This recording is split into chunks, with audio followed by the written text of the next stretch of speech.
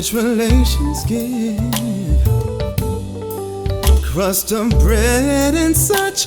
You can take what you need, but don't you take too much. Your mama may have, and your papa may have. God bless the child that's got his own. Hey, I'm Eric Arsenault, and welcome to your daily vocal workout. Yes, I said workout and not warm up, because this training involves a higher degree of coordination and also more precise and nuanced control of your body. So watch this part now, and then after you've seen it a time or two, then you can skip it in the future, but I'm gonna answer some questions that I'm sure you're gonna ask. First off, this is a daily vocal workout, which means yes, you do it every day. So you can combine it with techniques from the warm-up and from other videos that I've done. Listen to your body. Do what combination works best for you. If you're at this stage where this video is right for you, then I consider you to be somewhat advanced. If my daily vocal warm-up videos are a challenge for you, then you're probably not ready for this yet, and that's okay. You're not ready for this yet, but work on that for a while, and when you feel really confident in those, if you're a veteran, then we can just move on. But lastly, as tempting as it is to skip the intro and coordination of each lesson, please watch them for the first at least 2 to 3 go-rounds, because the introduction and the coordination sections of each lesson really give you a lot of insight into how to do the techniques properly. And like maybe 50% of the questions that I see in my comment sections or my YouTube inbox are questions that I've answered already thoroughly in the video. And I get being impatient, and I get like, oh, why is he explaining so much? But it's stuff you need to know. And once you know it, then of course you can skip, once you know that you know it. But be honest with yourself. It's better to just sit and be slightly bored for a time or two and then get it right than to skip and then be frustrated because you've hit a wall. So keeping all that in mind, let's begin.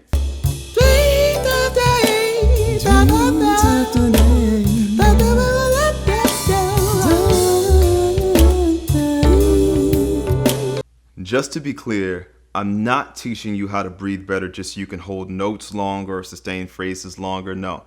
The better you are at inhaling, this technique of rooting the breath that I'm about to teach you, you're going to find that the richer and more powerful your voice will be. And also, the better your inhale, the more instinctive and intuitive the exhale becomes, the easier singing feels in general, okay? So now let's get into how to do it. So if you're watching this video, then by now you should know that you can direct breath pressure within your body to different places based on where you want it to go. So for example, even though our lungs and our rib cage and diaphragm is all up in here, we can still breathe into our belly, even though there is no literal lung tissue there, but you can get a strong felt sense of breathing into your abdomen. You can also direct the breath solely outward to your side ribs. I can also breathe into my upper chest. It's not something I would necessarily recommend you doing, but I can, and you can too. And it doesn't have to be that loud. I do that when I demonstrate. But what I want to get into today, however, is learning how to root the breath. And that means bringing the breath all the way down to the pelvis. So I'm going to breathe downward. Imagine if my core is a tree trunk, then the roots would be within my pelvis. So I'm going to direct the breath downward. And this is the thing. The evidence of me breathing into my pelvis is not seen in my pelvis. It's seen in my torso. My tree grows. We call this growing the tree at A approach. So when I reach down with the breath, my body moves up. And so one thing that, and again, this is more advanced, instead of that pear-shaped kind of breathing we learned as vocalists in the beginning, now we're getting more of a V-shaped kind of breathing. And I'm just kind of ranting to you here, but please feel free to keep going as I'm talking to you. You don't have to pause and listen, but experiment with this. I'm going to give you a few more directives and a few more suggestions. So there's a famous YouTuber named Elliot Hulse, and he tells his presumably male clients to breathe into their balls. It's a much more crass way than I would ordinarily word it, but it does get the point across pretty clearly. And obviously, if you have a vagina, you would breathe down there. And yes, boys have penises, girls have vaginas, and actually these days it can get even more complex than that. But the point is, I want you to breathe into your genitalia that low. Think of directing the breath down there. And I know it's a crazy notion if you've never heard it before, but you want to think of breathing all the way down there. And as I reach down, as I'm rooting there, my core starts to lift and even corset a bit, and my rib cage opens and my chest broadens. Now, this is another thing. Your chest is not evil. It's gonna be like earth-shattering for some of you. It's okay if your chest lifts as long as there's more expansion than lift, and as long as you're anchored within your pelvis. So I'm not saying to do this. That's not what I'm advising you to do. But if I reach down and if my chest broadens as a result, now you could work with this. So your diaphragm cannot possibly fully release if your chest is not allowed to open and expand. Your rib cage has to open up. Okay, so let's be clear. But this is another thing. We're not just breathing into the front of the pelvis, doing the 360 thing. So on the sides, we have the hips. I want you to try to reach the breath into your hip sockets, into your hip bones. I want you to try to reach deeply, direct the breath force, and see if you can feel the pressure there. And again, I want you to notice as I reach down with the breath, my body's moving up. We call that growing the tree. If you've already studied with an A approach coach, or if you've done my phase 1 or phase 2 programs, you're familiar with this already. But I reach down and my body moves up. So you have breathe into your balls. Thank you, Elliot. I'm giving you your credit. We have breathe into your hips. And so that's one thing my breathing coach shares with me a lot. And it's very important. It's also an old Swedish Italian school concept of breathing all the way into the hip sockets. It's a very old world classical technique. But lastly, something you might know if you're like an advanced yoga practitioner or something like that, if you're a yogi, is breathe into your coccyx, or breathe into your anus, breathe into your butt. And it sounds really like this is a really weird lesson, I know, but reach all the way down breath-wise. Some Taoist practices literally call it anal breathing. I know it's such an attractive concept, I know. But I like to use my imagination when I do this. And by using my imagination, I don't mean that it's not real, but I mean that I'm using a visual aid mentally to help guide the muscular action. So I imagine these tendrils, these roots coming down and coming down and coming down. And the deeper my roots go, the higher and the more open my tree grows. So the trunk of my body would literally be the trunk of the tree. And then my rib cage would be the the branches, not the roots. Roots, trunk, branches. So I get more of a V-shaped kind of feel to my body. So because I'm breathing length into my body now, I'm not just breathing myself wide. The more my breath comes down, my body comes up. And this sets me up to do all kind of fancy things that we're about to do in a second. So make sure, play with this concept, because now I'm going to show you how to use it. And if you cannot do this, then you can't use it. So yeah, be patient with yourself and replay this part of the video. Experiment. For most people, it is a completely foreign concept to breathe down into your pelvis. I left one thing out. You want to also breathe into your perineum. I'm going to give Mike Bryant credit for this, a fellow A approach vocal instructor. He referred to it as the runway, the space between the anus and the genitalia in the front, depending on what your sex is. And it really stuck with a lot of my students. They say, I breathe into the runway. Yes, so you have the front, you have the back, you have the sides, and you also have the space in between the runway, the perineum. I want you to try to breathe into that space as well. You want to root front, sides, back, and center as much as you can. You want your roots to go deep. And it's going to lift you up and open you up. Okay, and I want you to let your body adopt whatever shape that it wants. Don't be afraid of your chest opening. If your abdomen moves inward a bit, don't freak out. Again, this is advanced. I know what we talked about before with belly breathing. This is not that. This is a different animal now. We're taking it a notch up, okay? So play with this and let's move on. So the most common question that I get when it comes to breathing is like, what do I do with it? Like, how do I use it? And like I said before, oftentimes you'll find that instinctively you'll just kind of feel what to do. But I'm gonna give you something a little more precise than that just to help you out. So this is the thing. When we breathe down into the pelvis, we activate this mechanism for space. We open up space within the body. We lengthen the spine. And we open the chest and we open the body. But then what do we do with this to sing? So this is the problem. I can explain it this way. The regular people will do this. It's hard to do all this deep breathing and talking like back to back, like trying to demonstrate and do it. Okay, so I'm gonna breathe in. I can't stay away from you. And they'll just, everything will collapse and this will collapse. So this is the key. Once I breathe space into my body, I can't stay away from you too long. I need to keep space. And we call this suspension.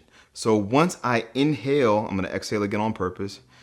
Try not to hyperventilate, all this forced breathing today. I'm going to reach into my pelvis. And then I'm going to keep open as I talk or as I sing. Now, this feels good. Like having a huff and puff, that was wearing me out. But now I'm staying open. That's the difference between like just normal exhalation and the kind of exhalation for singing. The key is to retain the space that you gain from your inhale, even as you're making dynamic sound. Them that's got shall have, them that's not shall lose. So the Bible says, and it still is news. Mama may have, and you know how to do it, so let's begin. I want you to stand comfortably. You can also sit. If you're sitting, make sure you're on the bones of your butt. If you're standing, then just stand. So we're going to reach down into the pelvis and grow the tree. And exhale with a ha. Let your body melt down this time. We're going to let it melt down. We're just warming everything up. Unless when you're ready, we're going to inhale again. And let it go down with this audible ha. Inhale again. I'm talking your breathing. Reach into the front. Reach into the hips. Reach into the anus, into the perineum, into the runway. Reach into all these places. And then exhale. Let's do 2 more. So we're going to reach into the pelvis. Feel the trunk narrow and lengthen. If I'm going too fast, feel free to pause the video at any point. Take your time or just watch me say it and then pause it and try it. It's fine. We're 2 different people with 2 different breath cycles. I'm reaching down into all front, sides, back, and central. So I feel my chest lift and broaden. I feel my rib cage lift and widen. You don't have to close your eyes. It helps me, but you're kind of looking at me, so it's like a thing. But anyway, so reach down again. The more you get, the deeper you get those roots, the more your tree can grow. But remember, also like an umbrella, we only need to press on one spot. Well, 4 spots, or 5. 1, 2, 3. No, 4. Yeah, 4. Okay, this is not a counting lesson, obviously. 4 spots, but on one part of your body, and that would be your pelvis. So we're just breathing it solely into the pelvis, and everything else happens as a result, just like an umbrella. We breathe into the pelvis, foom, okay? So let's get fancy. So bring your awareness to your abs, okay? Just your mental awareness. Don't touch them. Just bring your mental awareness with your mind's eye, go to your abs, and you're gonna reach into the pelvis. On the exhale, feel your abs pull in and up.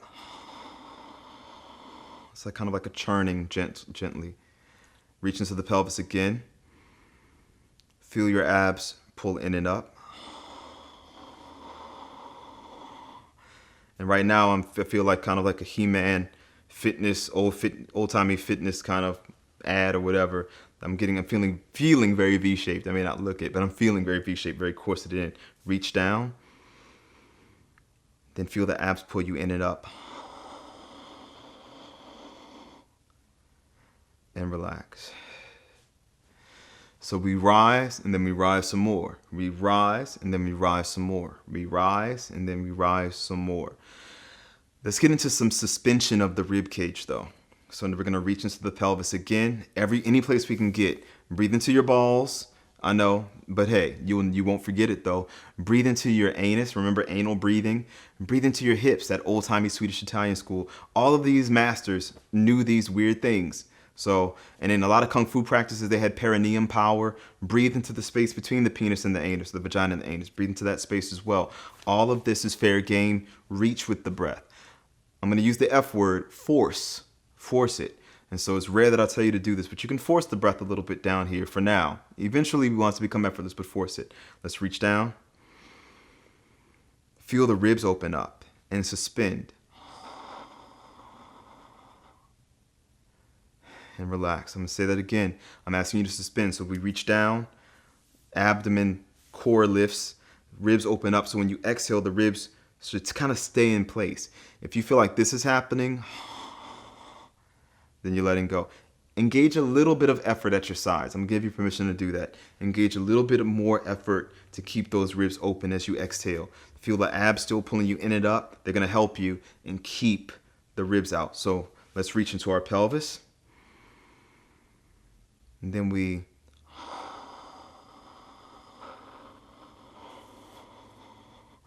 and then I let go. Okay? So let's try that one more time. Catch your breath, take a break if you need to.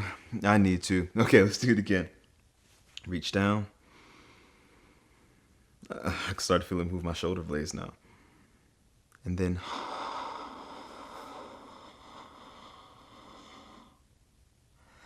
and relax. Now, if that was hard for you, then good. It shouldn't be that easy. If it's easy for you, then do it again. Play with this. It is very important for the video 2. It is extremely important for video 3. So you have to build upon this. And I understand that you're probably going to check out video 2 anyway, just out of curiosity. But please understand, get this at least halfway comfortable before you try to do the stuff in video 2. It'll help so much more if you can do this first. And like I said, the stuff in video 2 gets built upon in video 3. So work that out. Yeah, so that's it. Let's go to the next one.